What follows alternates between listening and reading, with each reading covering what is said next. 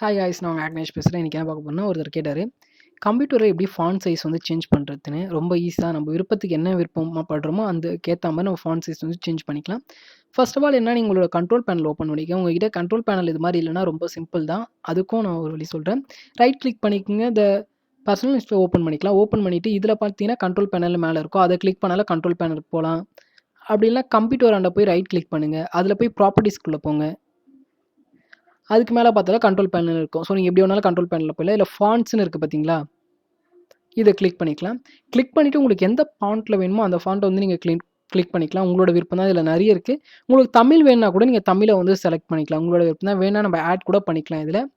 இதை இன்னும் கொஞ்சம் நான் பெருசு பண்ணால் உங்களுக்கு கிளியராக தெரியும்னு நினைக்கிறேன். ஓகே, ஓவரால் பெருசே இவ்வளோ தான் போல் இதில். ஸோ உங்களுக்கு எந்த டைப்ஸில் வேணுமோ அந்த டைப்ஸில், இல்லை எனக்கு இந்த லெட்டர்ஸில் எனக்கு வரணும் அப்படின்னா இதை நீங்கள் கிளிக் பண்ணிக்கலாம். ஸோ உங்களுக்கு எந்த மாதிரி வேணுமோ அந்த மாதிரி நீங்கள் பண்ணிக்கலாம். இல்லை எனக்கு இந்த மாதிரி வேணும் அப்படின்னாலும் பண்ணிக்கலாம். ஸோ இல்லை எனக்கு கொஞ்சம் அழகாக வரணும், கம்ப்யூட்டர்ஸ் மாதிரி வரணும் அப்படின்னா நீங்கள் ஹேண்ட் ஷார்க் வச்சுருக்கலாம்.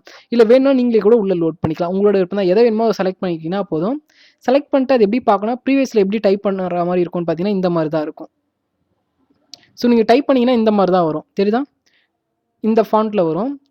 தென் இல்லை எனக்கு வேறு ஃபாண்ட் வேணும்னா நீங்கள் அதை கூட பார்த்துக்கலாம். எக்ஸாம்பிள் வேறு ஃபாண்ட் என்ன எடுக்கலாமா, என்ன எடுக்கலாம், ஓகே, இந்த ஃபாண்ட் நான் எடுத்துக்கிறேன். இதை வந்து நான் இப்போ கிளிக் கொடுத்தனா என்ன வரும்னு பார்க்கலாம். பார்த்தீங்கன்னா இங்கே இந்த மாதிரி வரும். ஸோ உங்களுக்கு எந்த ஃபாண்ட்டில் வேணுமோ அந்த ஃபாண்ட்டை நீங்கள் செலக்ட் பண்ணிட்டு ஜஸ்ட்டு செலக்ட் மட்டும் பண்ணால் போதும். அந்த ஃபாண்ட்டில் வந்து நீங்கள் டைப் பண்ணிக்கலாம், எடிட் பண்ணிக்கலாம். இல்லை எனக்கு வேணாம் டெலிட் பண்ணால் டெலிட் பண்ணிக்கலாம், ஹைட் பண்ணால் ஹைட் பண்ணிக்கலாம், வைக்கணும்னா டபுள் டேப் பண்ணி நீங்கள் ஓகே கொடுத்துக்கலாம். உங்களோட விருப்பம் தான்.